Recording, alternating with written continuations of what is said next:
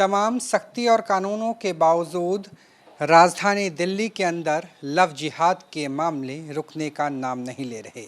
इस वक्त हम पश्चिमी दिल्ली मौजूद हैं और इस बार जिसके साथ लव जिहाद हुआ है वो केवल 14 वर्षीय लड़की है जो स्कूल जाती थी और जिसके ऊपर आरोप है इमामुद्दीन, मोहम्मद इमामुद्दीन 45 साल का है, 4-5 बच्चे हैं, पत्नी है और अब वो भी 12 अप्रैल के बाद गायब बताया जा रहा है। और उससे पहले भी इमामुद्दीन के साथ इनकी बेटी कई बार नज़र आई, सीसीटीवी फुटेज भी है। पुलिस ने जो मामला दर्ज किया, एफआईआर दर्ज की वो मिसिंग की है, लेकिन अब ये परिवार हाई कोर्ट का रुख भी इख्तियार कर रहा है और कहते हैं कि जब शासन और प्रशासन कुछ नहीं सुनता तो भगवान का ही आसरा होता है। और देखिए किस तरीके से भगवान से ही मुराद मांगी जा रही है कि कम से कम ईश्वर उनकी सुन ले और उनकी बेटी को वापस लौटा दें।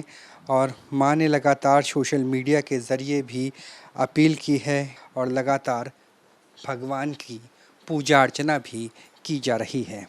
कब आपने आखिरी बार देखा था? उससे पहले भी मिसिंग थी।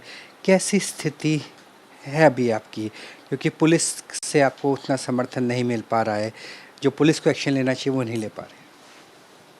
पुलिस हमारी कोई मदद नहीं कर रही, हम तो परेशान ही हैं। हम जिसके पास भी जाते हैं वो ये एसएचओ हमको पहले कह रहा तुम्हारी लड़की बेर गायब होगी तो हम ढूंढेंगे, तो हमारा यही काम रह गया था लड़की ढूंढने के लिए। फिर राजेश आईओ था वो क्या, वो भी चिल्ला के हमसे बात कर रहा था, तो हमने आगे 112 पे कॉल करी, जब जाके वो हम पे फिर नॉर्मल हुआ। पहले हमारी एफआईआर होल्ड पे डाल रखी थी उन्होंने। और एफआईआर भी मिसिंग की है, आपकी आंखों से आंसू निकल रहे हैं, तो उम्मीद नहीं रह गई है कम से कम पुलिस से आपको कि क्योंकि 12 अप्रैल से और अब तो जुलाई का महीना आ गया है। वो ढूंढ ही नहीं रहे हैं, ढूंढना होता तो कब का ढूंढ लेते। जो वो उसको उन्होंने सीसीटीवी में चेक किया, लड़की यहाँ से यहाँ तक गई है, यहाँ से यहाँ तक जाने के बाद उन्होंने कोई सीसीटीवी नहीं देखा लड़की किधर गई है। सिर्फ ये बोल दिया यहाँ से लापता हो गई, यहाँ से लुप्त हो गई। कहाँ गई? धरती खा गई कि आसमान खा गया? लेकिन जो ये मिसिंग की कंप्लेंट है इसमें मोहम्मद इमामुद्दीन का जिक्र नहीं है, तो क्या पुलिस ने उसका जिक्र नहीं होने दिया? आपने नहीं लिखवाया? क्या हुआ था? हमें ऐसा डाउट हुआ, मतलब कुछ ना कुछ करा दिया उस पर। वो चुपचाप यहाँ कोने में बैठी रही, लाइट बंद कर रखी थी, लेटे पे थे। करीब 12, साढ़े 12, 1 बजे का टाइम था, नहीं 3, साढ़े 3 बजे का टाइम। वो अकेली यहाँ बैठी रही, वो कुछ नहीं बोल रही थी। शाम को ये ऊपर गए हैं, छत धो रहे थे, साफ़ सफाई कर रहे थे, छोटा वाला भी गया हुआ था उसका भाई। और ये नीचे आई है पूजा करने के लिए 7 बजे करीब, और वो चुपचाप चली गई जैसे उसको कुछ करा रखा हो। उससे पहले कुछ खाना वाना भी नहीं खाया था? नहीं खाया।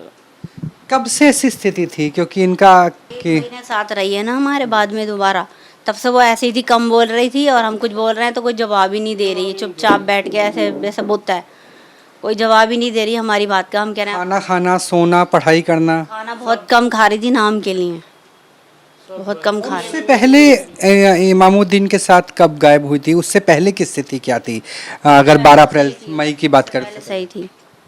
ये 12 मई से पहले की आपने बताया था कि इमामुद्दीन के साथ नजर आई थी, क्या हुआ था उससे पहले? उससे पहले क्या हुआ? इमामुद्दीन से पहले से चली गई थी वो, उन लोगों के साथ चली गई। वो अपनी लड़की लेके आ गया था, उनकी लड़की भी है बड़ी, ये 16-17 साल की है। वो लड़की लेके आ गया, उसी लड़की के बहाने से मेरी लड़की ले गया। और जब हम वहाँ ढूंढ रहे थे उसी कॉलोनी में, वो इमामुद्दीन हमारे सामने घूम रहा था। 2-2.5 लाख रुपए कह रहा इनाम रख दो उस पर, लड़की पे मिल जाएगी। तो हमें उस पर डाउट नहीं हुआ, तो हमने तो ऐसे सोचा इसके यहीं पे कोई लड़का जो फ्रेंड है वहाँ खाटू शाम को जागरण हो रहा था, तो कह रहा मैंने यहीं छोड़ दिया था, मैं चला गया था। और वो कह रहा वहाँ से तो चली गई। तो हमने ढूंढा तो वहाँ नहीं मिली। और फिर बाद में पता लगा, हमने सीसीटीवी खंगाला, तो हमने कुछ जोर लगाया पुलिस वालों के साथ, मतलब बहसबाजी करके, जब जाके उन्होंने सीसीटीवी देखा ना, तो हमें बोल रहे थे ये सीसीटीवी ख़राब है, नहीं चल रहा है। तो तब आपको शक हुआ कि इमामुद्दीन इसमें मिला भगत हो हुआ है, तो मुझे डाउट हुआ। तो कभी ऐसा हुआ कि बेटी ने इमामुद्दीन से बात की हो आपके सामने फ़ोन पर, या कुछ ऐसा हुआ हो जिससे आपको शक बना हो? मुझे तो शक तो लग नहीं रहा, ऐसे बाहर से कुछ कर दिया और न कॉल जाके या कुछ कराओ। लेकिन ये 2-3 दिन जो 21 से 22 तारीख तक ये 3 दिन गायब रही थी, तो ये उसी के साथ थी, उन्होंने कुछ करा है। तो कैसे पता आपकी इमामुद्दीन के साथ थी? बेटी ने बताया क्या हुआ था? हाँ कह रहे 4 दिन मेरे को कमरे में बंद करके रखा था।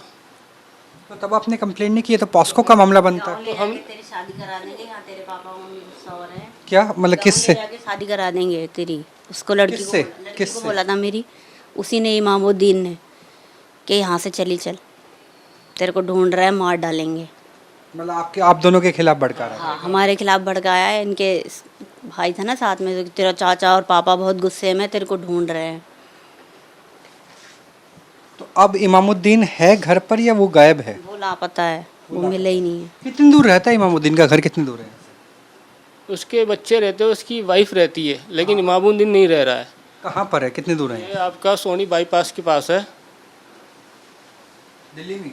नहीं, हरियाणा पड़ जाता है। अच्छा, हरियाणा में। हाँ, और वहाँ पर वो गायब है, तब तक वापस नहीं आई? नहीं आई। जब हम उसको लेके आए वहाँ से, जब लेके आए थे तो यहाँ पर वो निवास, मतलब चुन्नी कहते हैं ना, वो डालने लगी। जब हरियाणा में वो रहता है तो कैसे आपकी बेटी संपर्क में आई? आप तो दिल्ली में रहते हैं। नहीं, ये यहाँ पे चौक पे ना, ये दोस्त था ना, फ्रेंड, वो उसको वहाँ ले गया। और रात इमामुद्दीन का दोस्त? नहीं, हमारा कुछ रिलेशन में लगता है, वहाँ पर जागरण होता, वो ले गया। वो वहीं रहता था। वो कह रहा मैं अभी जा रहा हूँ, तू यहीं रुक जा, रात ज़्यादा हो गई है। तो उसी के तो इमामुद्दीन वहाँ आया हुआ था, आप ये कहना चाहिए? रहता है। कमरे में रहता था पास वाले। अच्छा, वो वहाँ से छोड़ के चला गया है। तो उसको पुलिस वालों ने मारा नहीं, कॉलोनी में अफवाह फैला के गया है। पुलिस वालों ने मुझे बहुत मारा। तो वो पहले आपका पड़ोसी था और अब हरियाणा से भी गायब हो गया। हमारा पड़ोसी नहीं था, वो वहाँ रहता था। एक लड़का जो रिक्शा चलाता था, वो वहाँ पर एक जिसका रिक्शा चलाता था, वो मालिक रहता था वहाँ पे। तो वो मालिक रहता था, कमरा खाली रहता था। वो वहाँ पे एक बंदा और रहता था, वो भी रिक्शा चलाता था। वो कह रहा तू यहीं रुक जा, मैं आ रहा हूँ, 2-3 चक्कर मार लूँ। रात हो गई थी, तो वहाँ रुका। वो मुल्ला उसके टच में आया, पता नहीं कैसे आया, लड़की को उन्होंने बहला लिया। और लड़की उसी के साथ ही दिल्ली में थी या दिल्ली से बाहर गई थी? दिल्ली से बाहर हो गई थी। दिल्ली से बाहर गई। कहाँ गए थे, कुछ आपको अंदाजा? ले गया था वो अपने साथ, फैमिली के साथ, बच्चों के साथ। तो फिर आपने केस क्यों नहीं किया जब बेटी वापस आ गई थी? तो करा था, लेकिन पुलिस ने कोई हमारी, मतलब वो बात दबा दी बिल्कुल।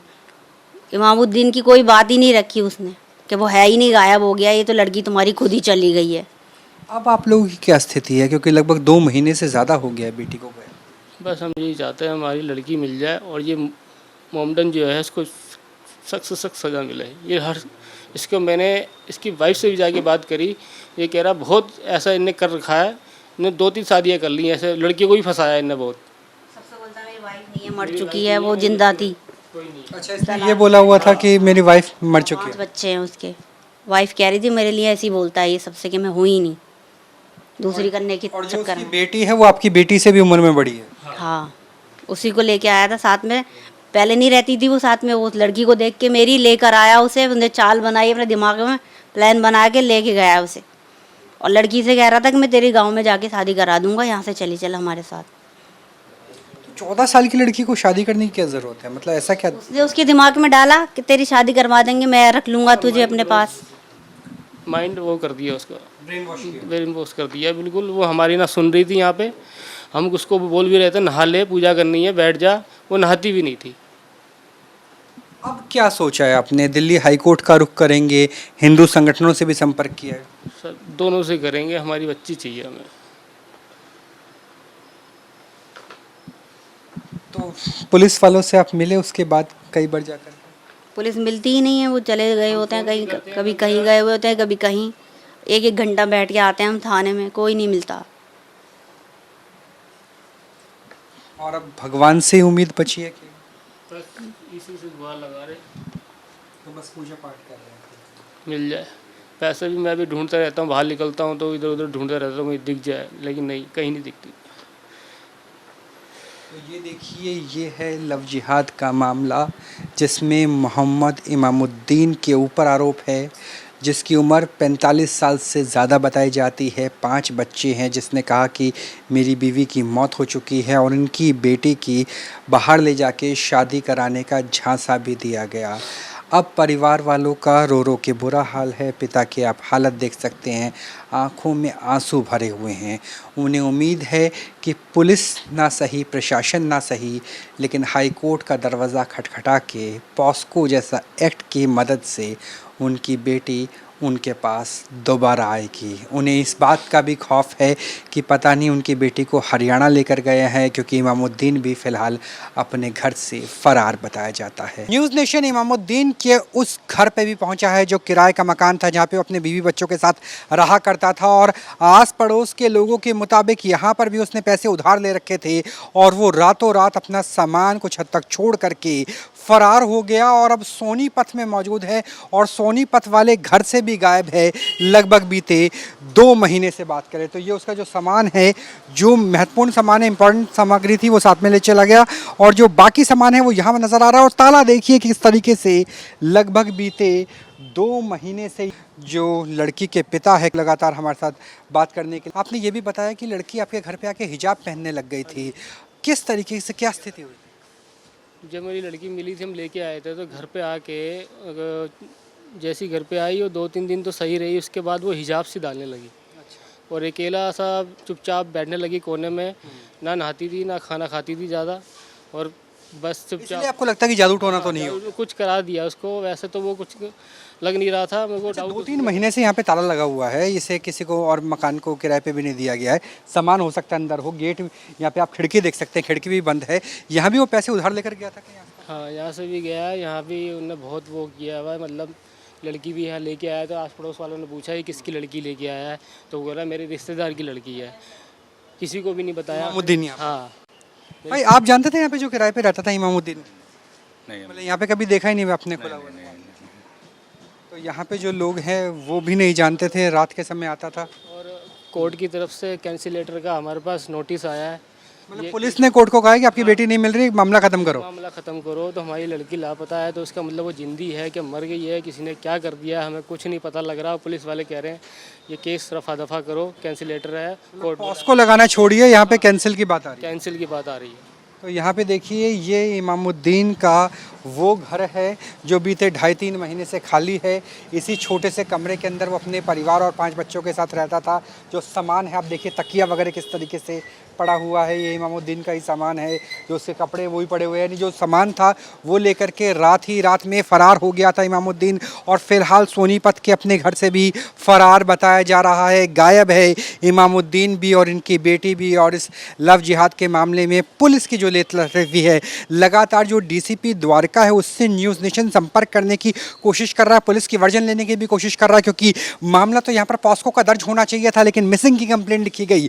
और जब पहले भी इमामुद्दीन के साथ इनकी बेटी की सीसीटीवी फुटेज आई, पहले भी उसके साथ गायब हो चुकी है और पहले भी सोनीपत जा चुकी है, तो अब कार्रवाई क्यों नहीं हो रही? यही सबसे बड़ा सवाल है जो इस वक्त हमें लव जिहाद के इस मामले में खड़ा होता हुआ नजर आ रहा है। कैमरा सहयोगी जयराम यादव के साथ राहुल डबास, न्यूज़ नेशन, दिल्ली।